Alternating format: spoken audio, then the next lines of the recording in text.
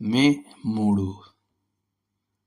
ఎలాగనగా తన శరీరేచ్ఛలను బట్టి విత్తువాడు తన శరీరం నుండి క్షయమును పంటను కోయును. గలతీయులకు రాసిన పత్రిక 6:8. పాపం చేసి తప్పించుకోవడం ఎవ్వరికీ సాధ్యం కాదు. పాప ఫలితాలు తప్పించలేనివే కాక తీవ్రమైన చేదుగా ఉంటాయి. పాపం ప్రారంభంలో అమాయకమైన పిల్లిలా అనిపించవచ్చు, కానీ చివరికి అది క్రూరమైన సింహంలా మింగేస్తుంది. పాపానికి ఉన్న తాత్కాలిక ఆకర్షణ గురించి అనేక ప్రకటనలు వినిపిస్తాయి, కానీ దాని మిగతా వాస్తవమైన పరిణామాల గురించి మాత్రం ఎక్కువగా ఎవరు మాట్లాడరు. పాపంలో పడి తన పతనం గురించి బాధతో వర్ణించిన వారిలో ఐర్లాండ్కు చెందిన ఓ ప్రసిద్ధ రచయిత ఒకరున్నారు. ఈ వ్యక్తి అసహజ వ్యసనాల్లో తలదూర్చడం ప్రారంభించాడు. ఒకదానితో మరోదాని అనుసంధానం అయి చివరకు న్యాయ సంబంధిత సమస్యల్లో చిక్కుకుని జైలుకు వెళ్ళాడు. అక్కడే అతను ఇలా రాశాడు: దేవుడు నాకు దాదాపు అన్నింటినీ ఇచ్చాడు. నాకు మేధస్సు ఉంది, ప్రసిద్ధి ఉంది, ఉన్నత సామాజిక హోదా ఉంది, తేజస్సు ఉంది, మేధోపరమైన సాహసం ఉన్నాయి.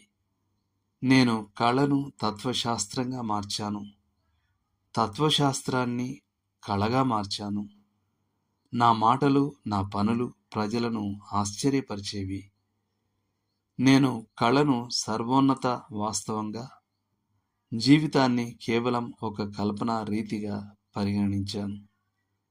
నా ప్రతిభను వృధా చేశాను. నా యవ్వనాన్ని ఖర్చు చేయడంలో విచిత్రమైన ఆనందాన్ని అనుభవించాను.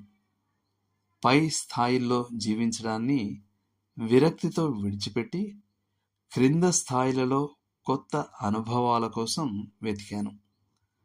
ఆలోచనల విషయంలో విరుద్ధతలే నాకు ఆకర్షణగా అనిపించినట్లే, ఆకాంక్షల విషయంలో వికృతిపరమైన కోరికలే నాకు ఆసక్తిగా మారాయి.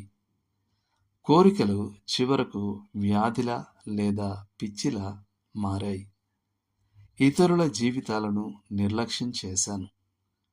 నా ఆనందం కోసం నాకు నచ్చినట్లు జీవించాను. సాధారణ జీవితంలోని ప్రతి చిన్న చర్య మన స్వభావాన్ని నిర్మించవచ్చు లేక నాశనం చేయవచ్చు అన్న విషయాన్ని నేను మరచిపోయాను. మనం రహస్య గదిలో చేసిన దానిని ఏదో ఒకరోజు ఇంటి పైకప్పుల మీద నుండి అరిచి చెప్పవలసి వస్తుందని నేను మర్చిపోయాను. నేను నా జీవితాన్ని భయంకరమైన అవమానంతో ముగించాను. అతను రాసిన ఈ ప్రగాఢమైన పశ్చాత్తాప పత్రిక పేరు ది ప్రూఫండిస్. దీని అర్థం లోతుల నుంచి లేదా అతి లోతైన స్థితిలో నుండి. దేవుడు మిమ్మను దీవించును గాక. ఆమెన్.